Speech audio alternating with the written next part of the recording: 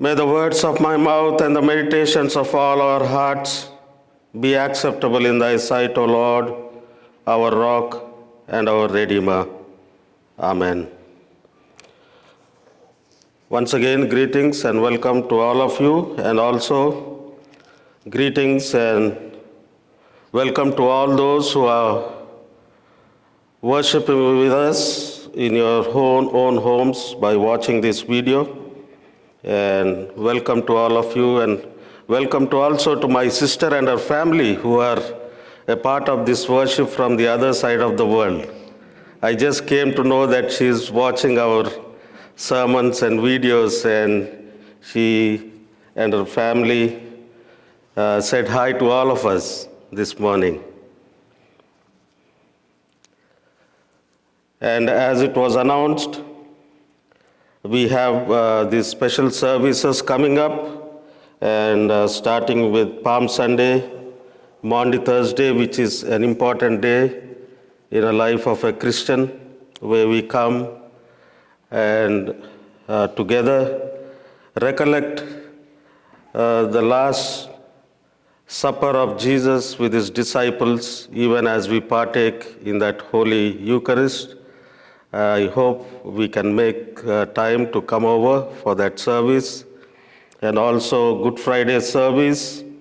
I heard that very few people come, but I just want to let you know that I have already started preparing for Good Friday sermon, and it is going to be on the 7 last words of Jesus. That whole service, it will be a complete meditation on the last 7 words of Jesus. I'm doing my part. I've started preparing. I hope you can make some time that day. It's a Friday night. You can tell me, Pastor, right? But it's Good Friday, right? And I hope we can come together as the body of Christ. Today's sermon is very simple and straightforward, that as we meditate on the scripture that was read to us, we have heard this scripture many times during this season of Lent, and it is very simple, I said, and it is very important also, because it talks about the secret to life. You probably already know what I'm going to tell you, though you may not have thought of it as the secret of life. When we all read this scripture from St. John, it's something you've seen and experienced over and over again, all of us. It's one of those secrets hidden in plain sight. It is also one of those secrets that can trouble the soul whenever we read it, and when we understand that this is the secret of life, it can cause us to tremble. It troubles our soul to find that this is the secret of life. So we often turn away from it, or close our eyes to it, or try to move on to the next story in the Bible. But this morning, I want all of us to bring our attention back to this very important scripture in the Bible, where it says, unless a grain of wheat falls into the earth and dies, it remains just a single grain.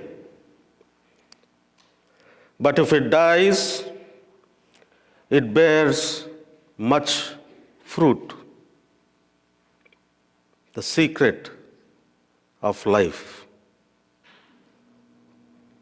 So there you have it, my dear friends. Now you know that's the secret of life. It's the pattern of loss and renewal that runs throughout our lives and our world.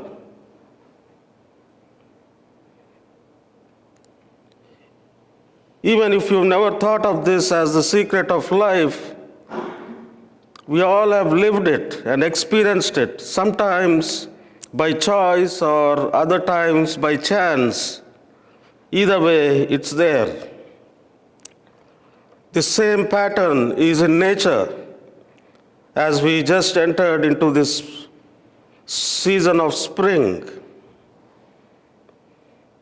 you can see it in the changing of seasons, falling leaves and new blooms, and the setting and rising of the sun, moving back and forth of the clocks, so on and so forth. The secret is out, it's everywhere. It is a pattern of loss and renewal, dying and rising, letting go and getting back, leaving and returning. It's at the core of our baptism, and it's what we declare during the Eucharist. Whenever we take it, we declare it and we affirm it, either openly or in our hearts, when we believe that Christ has died, Christ has risen, Christ will come again.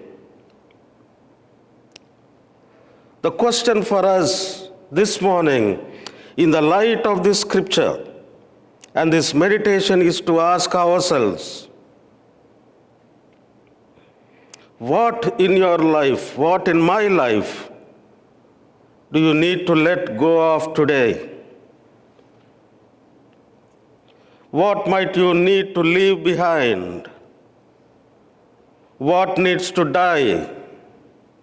What needs to die in our lives, in our attitudes, and the way we live, so that something new can arise? It is a very challenging questions that we can ask ourselves, but nevertheless, it is very important that we ask ourselves these important questions as we meditate this scripture today and in this season of Lent. In the scripture, we see some Greeks come to Philip and say, "Sir, we wish to see Jesus." I don't know why they want to see Jesus, but I have few guesses. If you look back at the previous chapters of this gospel, they might have come to see Jesus because they might have heard Jesus turned water into wine, Jesus cleansed the temple, Jesus healed the son of the royal official, he healed the paralytic, he fed 5,000 with a few loaves of bread and a couple of fish. He walked on water. He gave sight to the man born blind. He raised Lazarus from the dead. And if we hear somebody like that is in Peru, we want to go and like to see him, right? Or her. The Greeks came to see Jesus. And they asked Philip, "Can we see him?" "Sir, we wish to see Jesus." "Me too, I wish to see Jesus. That's the Jesus I want to see, don't you?"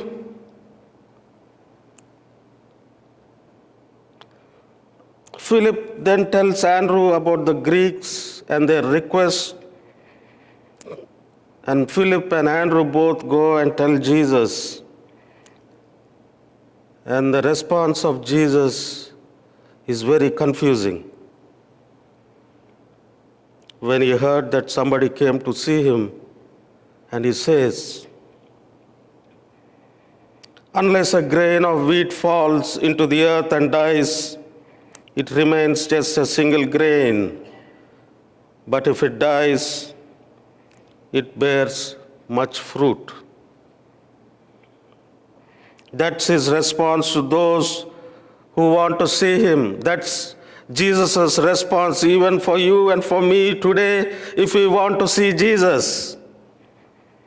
That day to the Greeks, and today it's to me and to you. Even as we are meditating on this scripture, and even as we want to or wish to see Jesus. That is Jesus' response. What does that mean, to see Jesus? Seeing Jesus isn't a spectator sport. It is the way to be followed. It is a truth to be embodied. It is a life to be lived. And that is what Jesus meant when he said, unless a grain of wheat falls and dies. A truth, a way to be followed, a truth to be embodied, and a life to be lived. It's being a grain of wheat that falls into the ground and dies so that it bears much fruit. And that is where we see Jesus, when we bear much fruit.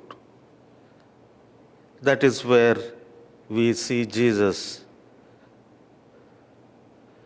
It is in the letting go, it is in the emptying of oneself, it is in the leaving behind of certain things that are not pleasing to God. And it is where we see Jesus, and the dying that makes a space for new life to arise in our lives, and that is where we see Jesus. Christianity is not a spectator sport.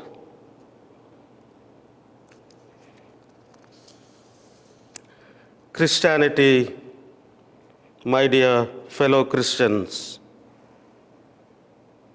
is a means.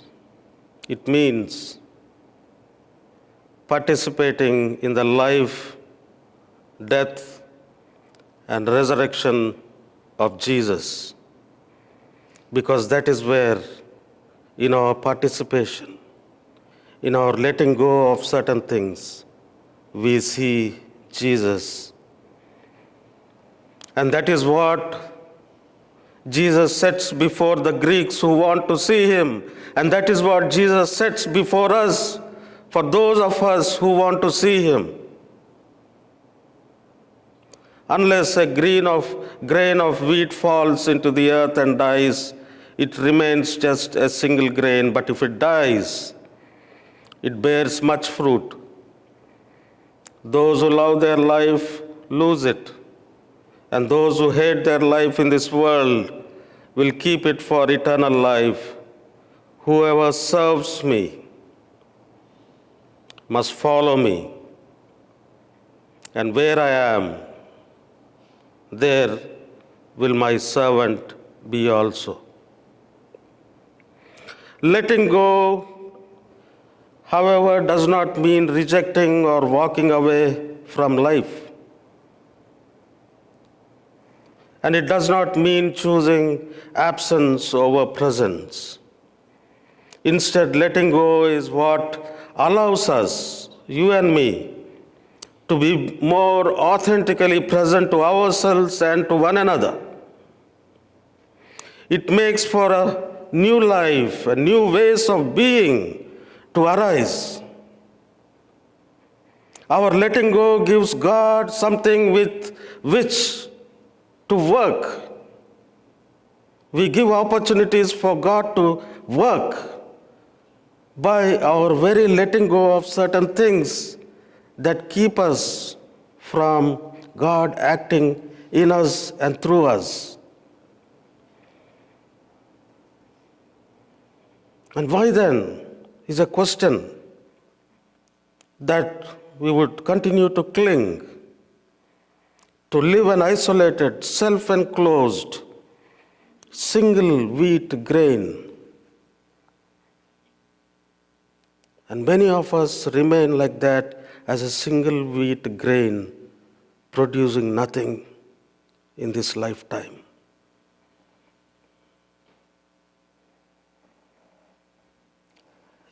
And this is what I mentioned, disturbing and soul-troubling secret to life that God wants us to live, a kind of life. Unless a grain of wheat falls into the earth, it just remains single. But if it falls and dies, it bears much fruit. So once again, I ask you today, my dear friends, and once again I encourage all of us to ask ourselves today is, what is the grain of wheat in our lives today that needs to fall into the earth and die? What are the things that if you lost them, you are sure you would just die? Maybe those are the very places waiting to bear much fruit in your life. If you are thinking about the purpose of your life,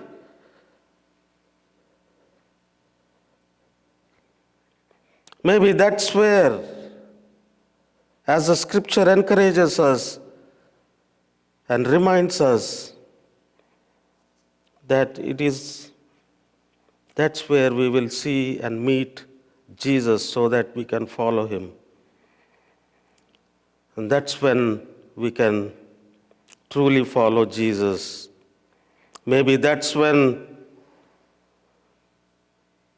we can truly sing, I have decided to follow Jesus. I have decided to follow Jesus. I have decided to follow Jesus. No turning back, no turning back. Thanks for bearing with my singing. Though none go with me, I still will follow. Though none go with me, I still will follow. Though none go with me, I still will follow. No turning back, no turning back. The world behind me, the cross before me. The world behind me, the cross before me. The world behind me, the cross before me. No turning back, no turning back. Unless a grain of wheat falls into the ground and dies, it bears no fruit. And that's where, when we let go of certain things in our lives, we bear much fruit. We see Jesus, and we can follow Jesus. And there's no turning back. Amen? God be with you, with each one of you, in our own spiritual journeys, now and always. Amen. Let us now hear